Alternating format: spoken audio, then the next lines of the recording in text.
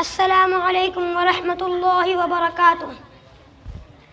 आदरणीय अतिथि महोदय, आदरणीय प्राचार्य, सर्व शिक्षक, पालक आणि माझे प्रिय मित्र, जसे आपण सर्व जाणता की आज आपण आपल्या देशाच्या 75वा स्वातंत्र्य दिन साजरा करण्यासाठी येथे जमलो आहोत।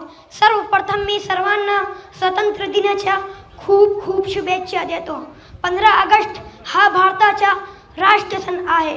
15 ऑगस्ट सन 1947 रोजी भारत ब्रिटिश राजवटीपासून मुक्त झाला आणि एक स्वतंत्र राष्ट्र बनले।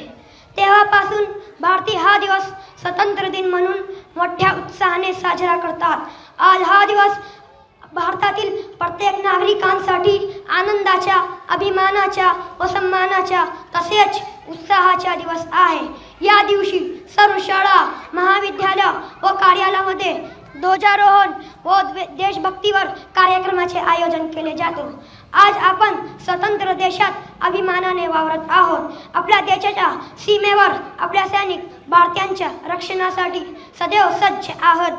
आज भारत देश हा जगातील सर्वात मोठी लोकशाही असलेला देश आहे। या देशात विविधतेमध्ये एकता आहे।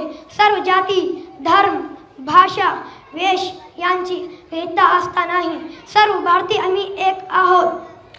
स्वातंत्र्य दिनाच्या दिवशी सर्व भारतीयांच्या मनात देशभक्तीच्या भावने पूर्ण उत्साह असतो। स्वातंत्र्यानंतर भारताने आतापर्यंत बरीच प्रगती केली आहे।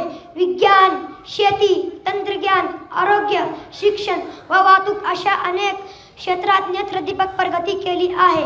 जगात कोणताही देश मुळात अंगभूत परिपूर्ण नसतो, त्याला परिपूर्ण बनवावे लागते। त्यामुळे आज आपल्या देशातील सर्व नागरिकांनी एकत्रित होऊन देशाच्या प्रगतीसाठी झटायला हवे। आज आपला देश प्रत्येक क्षेत्रात आघाडीवर नेण्यासाठी पुरेपूर प्रयत्न करायला हवेत।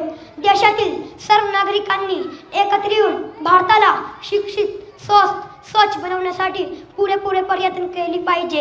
आम्ही महान विविधतेचा देश आहोत आणि आमची एकता आपला एक मजबूत राष्ट्र बनवते।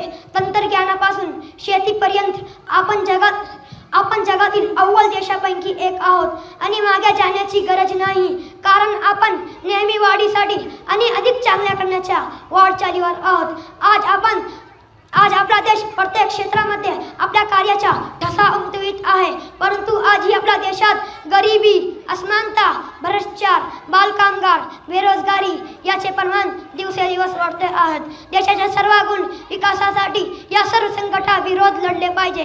या सर्व संकटावर मात करून त्याचा पराभव करून आपला भारत देश अधिक बळकट करून त्या भारताला सुजलाम सुफलाम बनवण्याचा निश्चय करूया।